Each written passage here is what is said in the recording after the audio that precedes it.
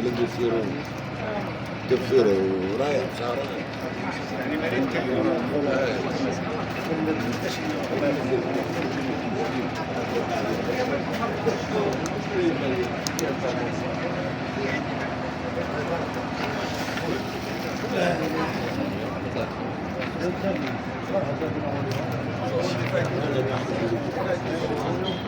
سهران الواحد جايبين من الرجل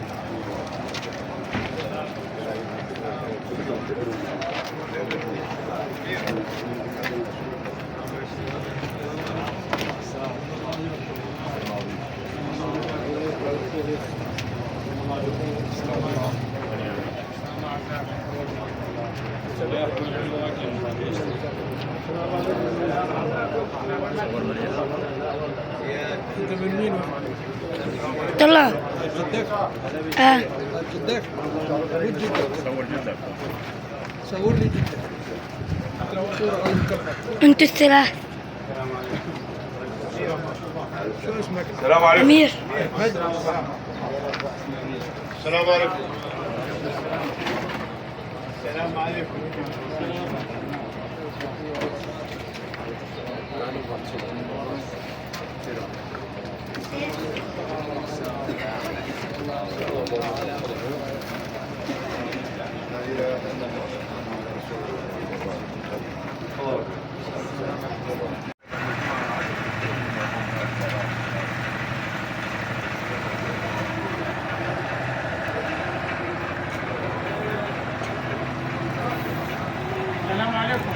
عليكم السلام.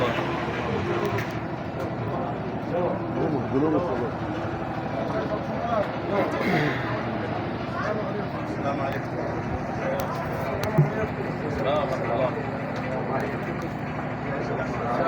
السلام ورحمة الله وبركاته.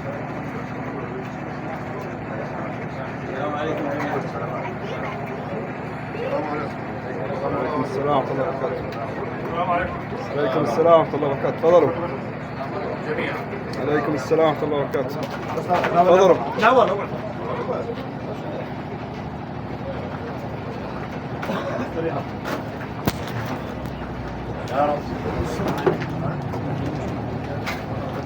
تفضلوا. تفضلوا. تفضلوا. تفضلوا. أهلا وسهلا. السلام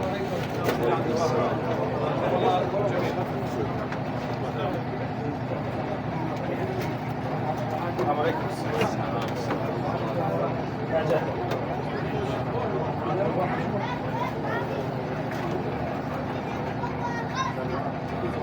تفضل. حالك؟ تفضل. شرف تفضل. أهلا وسهلا. تفضل. السلام عليكم. السلام ورحمة الله وبركاته. الله يمسككم بالخير الجميع. السلام عليكم.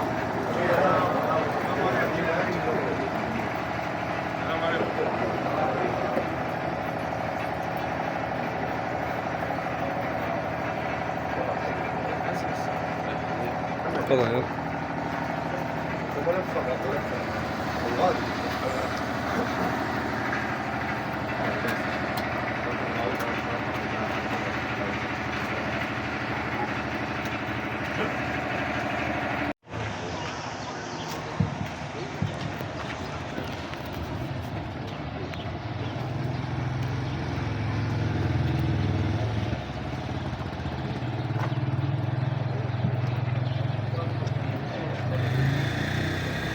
السلام عليكم ورحمة الله وبركاته.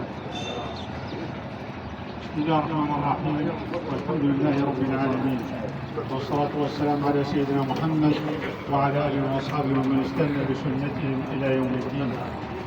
أعظم الله أجركم وأحسن الله عزاءكم وغفر الله للفقير وألهم أهله الصبر والسلوان.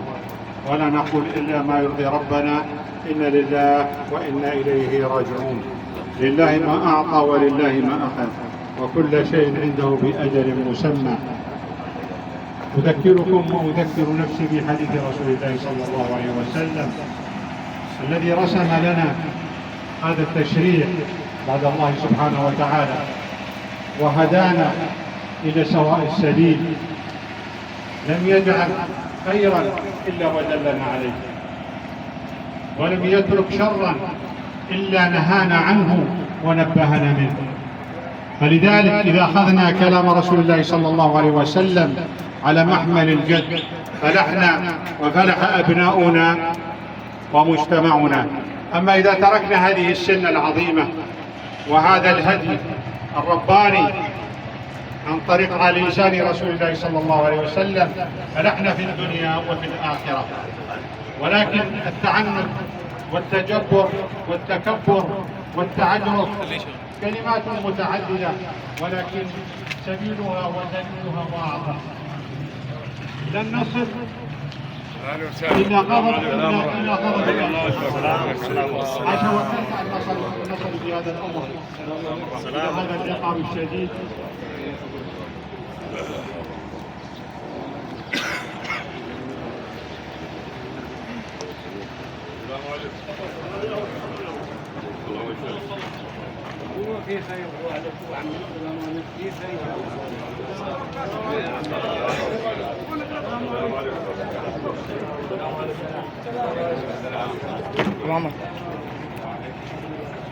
بعد هذه المقدمة نذكركم بحديث رسول الله صلى الله عليه وسلم حينما قال: ألا تحبون أن يحبكم الله ورسوله؟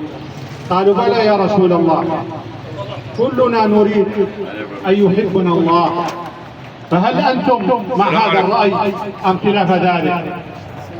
أنت حسيب على نفسك، إن كنت تريد أن يحبك الله اتبع هذه الوصايا العظيمة.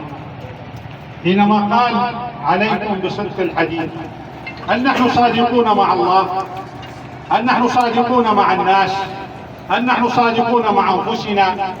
ندعي الإيمان ونقف في الصفوف الأولى في المساجد، ولكن إذا ابتلينا بشيء من الأمر، إذا شهواتنا ونزواتنا أخذتنا بعيدا، إذا تكبرنا على الناس، لم نكن صادقين مع الله. إذا أردت أن تكون صادقا مع الله اتبع أوامر الله. هذه هي الأوامر لها مقاصد، وهذه المقاصد تدلك على الطريق. مقاصد الشريعة الصلاة، وما الغاية من الصلاة؟ الصيام والحج والزكاة، ما الغاية منهم؟ الله لا يريد منا إلا أعمالا تصفي قلوبنا، إلا من أتى الله بقلب سليم. هل وصلنا إلى صفاء القلب؟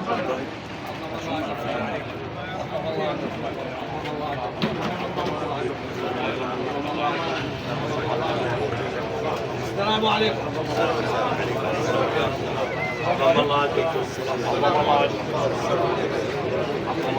السلام عليكم. السلام عليكم.